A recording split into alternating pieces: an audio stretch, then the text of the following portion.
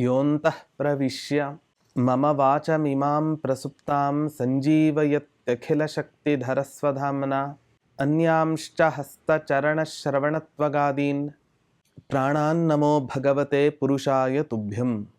ಪೂಜ್ಯಾಯ ರಾಘವೇಂದ್ರಾಯ ಸತ್ಯಧರ್ಮರತಾಯ ಚ ಭಜತಾಂ ಕಲ್ಪವೃಕ್ಷಾಯ ನಮತಾಂ ಕಾಮಧೇನವೇ. ದುರ್ವಾದಿಧ್ವಾಂತರವಯೇ ವೈಷ್ಣವೇಂದೀವರೇಂದವೇ ಶ್ರೀರಾಘವೇಂದ್ರ ಗುರವೇ ನಮೋ ಅತ್ಯಂತ ದಯಾಲವೇ. ಶ್ರೀ ಗುರುಭ್ಯೋ ನಮಃ. ಹರಿ ಓಂ. ಕೃಷ್ಣಾವಧೂತರು ಬರೆದ ರಾಯರ ಸಹಸ್ರನಾಮಾವಲಿಗಳಲ್ಲಿ ಅನೇಕ ನಾಮಗಳ ಚಿಂತನೆಯನ್ನು ನಾವು ಮಾಡಿದ್ದೇವೆ.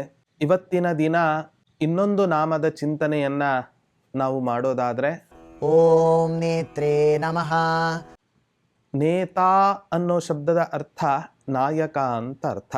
ಪ್ರಾಯಃ ರಾಯರಿಗೆ ಕೃಷ್ಣಾವಧೂತರು ಹುಡುಕಿ ಈ ಹೆಸರನ್ನು ಕೊಟ್ಟಿದ್ದಾರೋ ಏನೋ ಅಂತ ಅನಿಸುತ್ತೆ.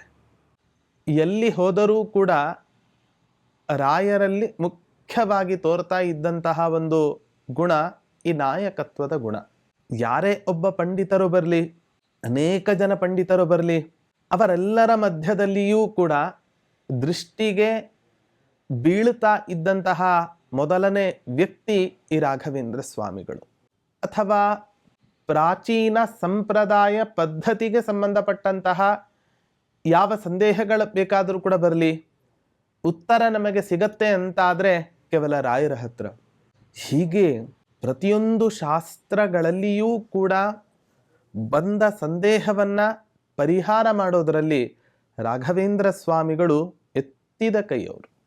ಕೇವಲ ಅದರಲ್ಲಿ ಮಾತ್ರ ಅಲ್ಲ, ಬೇರೆಯವರಿಗೆ ಏನಾದರೂ ಕೂಡ ಸಮಸ್ಯೆ ಬಂತು ಅಂತಾದರೆ ಒಬ್ಬ ನಾಯಕನಂತೆ ನಿಂತು ಅವರೊಟ್ಟಿಗೆ ವರ್ತಿಸಿ ಅವರ ಸಮಸ್ಯೆಯನ್ನು ಪರಿಹಾರ ಮಾಡತಕ್ಕಂತಹ ಒಂದು ದೊಡ್ಡ ಗುಣ ರಾಘವೇಂದ್ರ ಸ್ವಾಮಿಗಳಲ್ಲಿ ನಾವು ಕಾಣುತ್ತೇವೆ. ಸೀಕರಣೆಯ ಕಥೆಯನ್ನು ನಾವು ಕೇಳುತ್ತೇವೆ. ದೊಡ್ಡ ಆ ಬಾಣಲೆಯಲ್ಲಿ ಆ ಮಗು ಬಿದ್ದಂತಹ ಸಂದರ್ಭದಲ್ಲಿ ಯಜಮಾನನಿಗೆ ಅಭಯಹಸ್ತವನ್ನು ಕೊಟ್ಟು ನಾಯಕನಾಗಿ ನಿಂತು ಆ ಮಗುವನ್ನು ಬದುಕಿಸಿದಂತಹ ಮಹಾನುಭಾವರು ರಾಘವೇಂದ್ರ ಸ್ವಾಮಿಗಳು.